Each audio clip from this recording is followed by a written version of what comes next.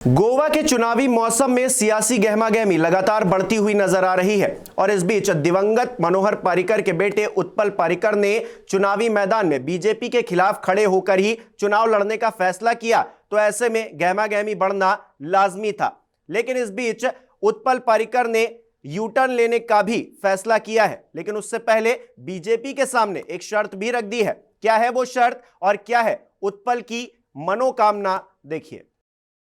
So I like to announce that I will be contesting as an independent candidate from Panji constituency. Thank you. तो दिवंगत मनोहर पर्रिकर के बेटे उत्पल पर्रिकर के इस फैसले के बाद गोवा के सियासी माहौल में गहमागहमी बढ़ गई। बीजेपी को इस बात की बिल्कुल उम्मीद नहीं थी कि उत्पल बागी होकर पार्टी के खिलाफ ही चुनावी मैदान में ताल ठोकने लग जाएंगे, लेकिन टिकट को लेकर सियासी रस्साकसी होगी ये बीजेपी को अच्छे से मालूम था और ऐसा हो भी रहा है। हालांकि उत्पल के सुर अब थोड़े नरम पड़ते दिख रहे हैं और उन्होंने सशर्त अपने कदम पीछे खींचने की बात कही है। दुख की बात है कि पार्सेकर सर जैसे व्यक्ति को पार्टी के बाहर जाके कंटेस्ट करना पड़ रहा है। मैं बात करके देखूंगा। मेरा जो स्टैंड है वो लोकल पंजी के बारे में इज़ अ प्रिंसिपल स्टैंड।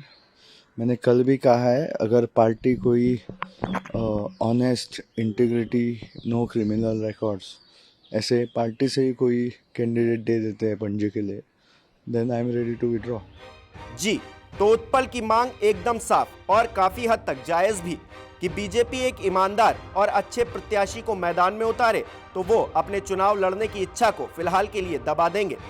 दरअसल जिस सीट को लेकर घमासान मचा है वो गोवा के पूर्व मुख्यमंत्री रहे मनोहर पर्रिकर की पारंपरिक सीट रही थी। दशकों तक इस सीट पर उनका आधिपत्य रहा, लेकिन अब वो नहीं है और उत्पल को लगता है कि ये सीट उन्हें विरासत के तौर पर मिलनी चाहिए। हालांकि बीजेपी उत्पल के इस फैसले से कतई सहमत नहीं है और इसीलिए उसने उत्पल के बजाय मॉन्सेरेट को टिकट देकर प्रत्याशी बनाया है, जो कि कुछ साल पहले ही बीजेपी में आए हैं। I cannot compare myself to Mr. Manohar Parrikar. He is a tallest leader. I always used to say, not now also, before also, that I can never compare myself to Parrikar. But what I am trying to tell you, Parrikar held this seat for the past 25 years, almost 25 years.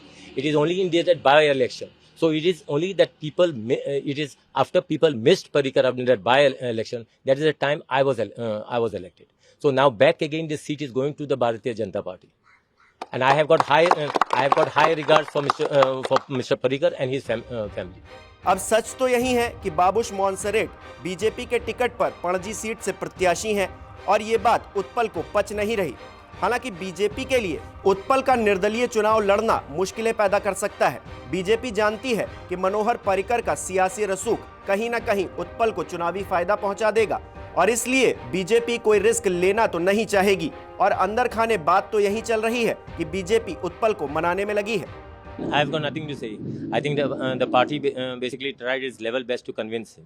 I am sure his father would if his father was alive, would never allow this thing to happen, because his father has worked hard for I don't know for donkey's years for this party, and he would never see that this party goes down.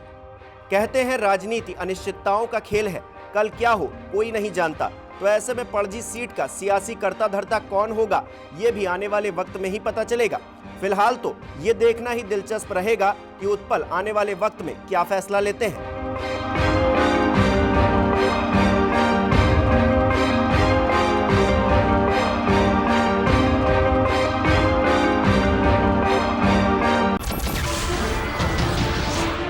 नमस्कार, मैं हूं मानक गुप्ता।